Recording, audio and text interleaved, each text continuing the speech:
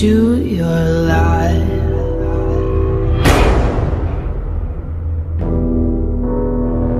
There's no turning back.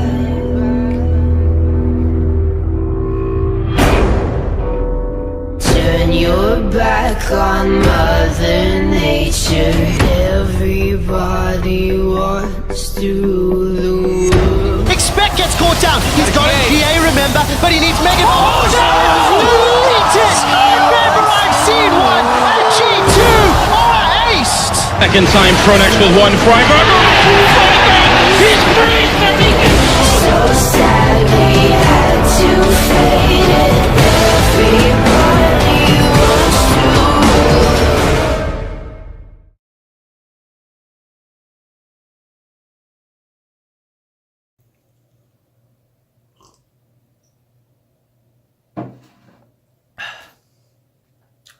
Good morning, everybody.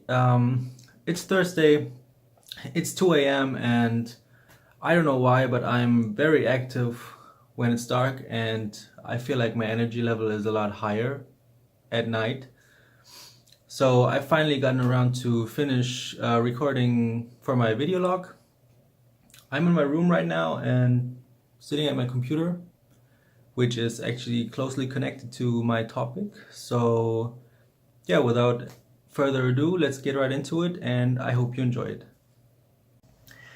Now, if I would ask you about sports or your favorite sports, you would probably come up with something like this, or maybe this, or even this. But since 2010, there's actually another kind of sports that basically just requires you to have maybe one of these. Like, that's a fancy keyword, but it's a keyword. I think you can recognize it. And maybe something like this, which is a mouse. And what I'm talking about is, I mean, you've seen it in the intro, but is esports. And esports basically means a competitive way of playing a video game against and with other people. The E in esports stands for electronics, so it's basically translated to electronic sports because it's played on a PC and so on. And the country that invented it was basically South Korea. Because what happened was in the late 90s in South Korea, they had a financial crisis, and the government tried to compensate this crisis by improving the technological infrastructure. So they got faster internet, they got a lot of more PC booths. So basically it's an internet cafe, but for gamers, I'd say. So they had very powerful machines and people could play there. They could play there all day, and some even did.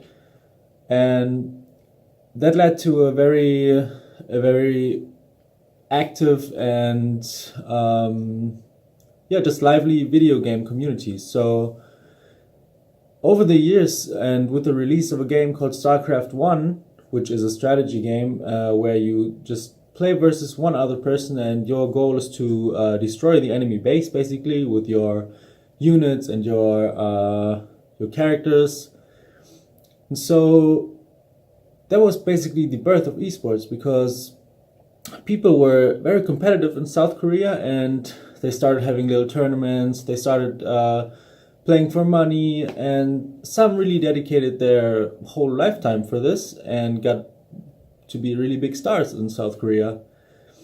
And this further increased when in 2010 the game StarCraft 2 released, which was basically the upgraded version of StarCraft 1 with better visuals and a little bit more complex mechanics. So that's really when it took off in Korea.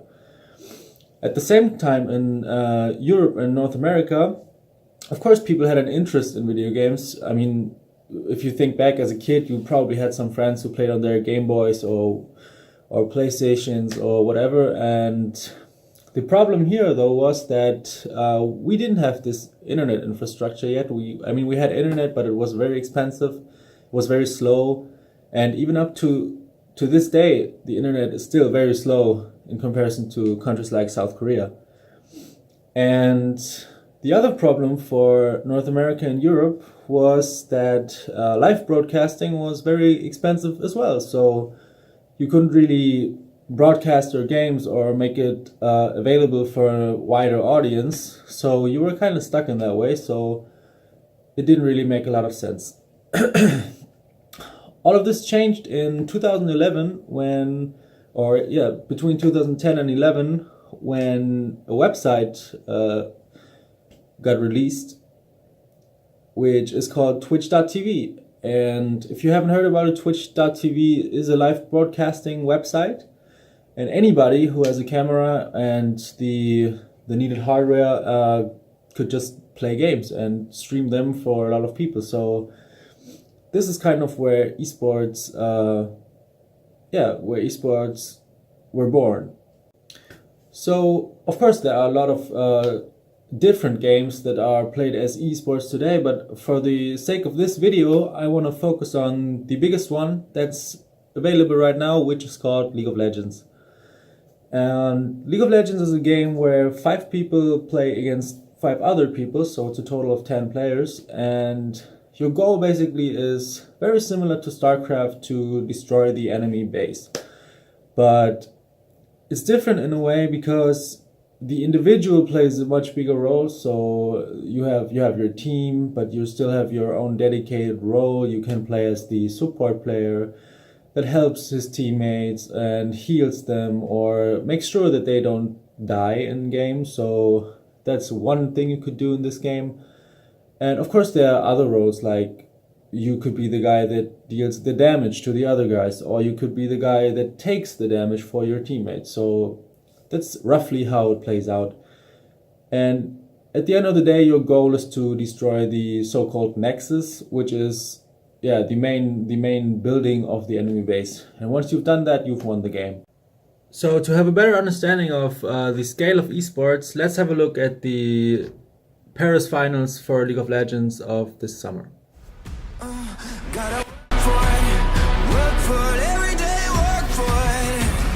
Clear who's looking to clean this up. Fnatic need to keep the members alive. Reckless! The flash forward! The broad the body block! Fnatic! Destroy HTTP! Oh! Reckless gets the turnaround! The triple kill for Fnatic!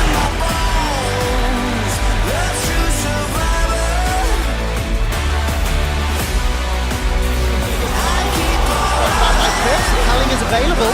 Perks can decide to chase. Dashes over the wall. Flash away from Maxwell. Flash is still available for Perks. First blood is available. Flashes. There we go. Piercing light.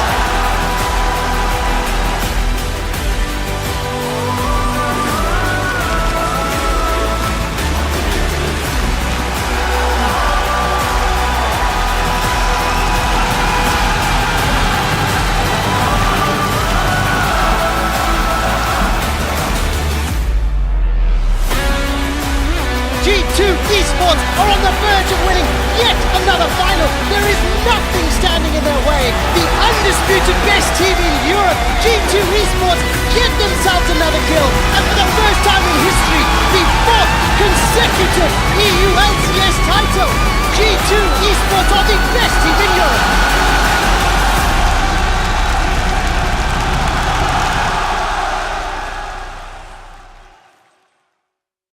So in Europe there are actually like 25 million people who play this game, so I'll be on my way now to meet a close friend of mine who's actually one of the top 800 players in Europe, and let's see what he thinks about the game and esports in general.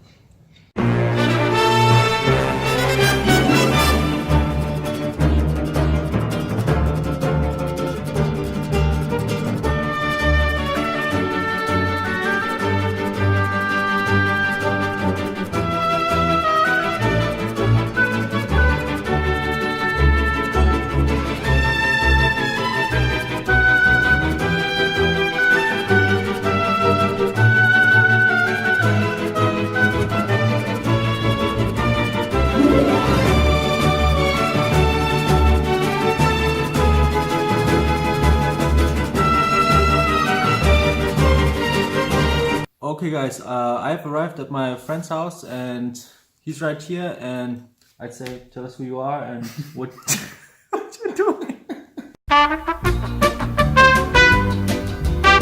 So, my name is Lothar, I'm 24 years old and I'm currently studying Information and Asian Sciences at the Humboldt University to Berlin. And yeah, I play video games for a living. I'm a semi-professional gamer and yeah, that's my story. Okay, do you want to tell us like how much money are you making with this? Like, is it like a side job or is it, can you... Yeah, I can't go... Wait, what is this? I can go too much into detail, but I think I can, let's say, live properly from it. I mean, I have a second job, working like a student job, a normal job every student has, like at the Rewe supermarket, you know. But this as a hobby, and this two combined is like a really good living for me at home, and yeah, I enjoy it. Yeah. Can you tell us what's your connection to League of Legends? How did you start playing the game, and how does it affect your private life? Like, what does it mean to you? Yeah, so I started playing League of Legends back when I was 16 years old. That was 8 years before, I guess. And everyone in school was playing it. Like, we've been together in high school, and everyone was enjoying the game, and I was like kind of the last person who started playing this because I remember. I wasn't a person who really enjoyed playing video games, but I always liked the competition, like from like traditional sports like football and handball. And so I started playing with my friends, and then slowly but surely I understood that there was like a solo queue ladder and that you can climb on it, and that it nearly shows your individual skill on this ladder. And I just felt that even when I enjoyed playing with my friends, that I was like playing as a hobby a bit higher than them. And so I started thinking about, okay, what can I achieve with this game? And is there anything to achieve? Because back then it was a pretty small community, let's say, because now it has grown to an absolute massive amount of viewer and like franchise systems and everything that League of Legends is involved in.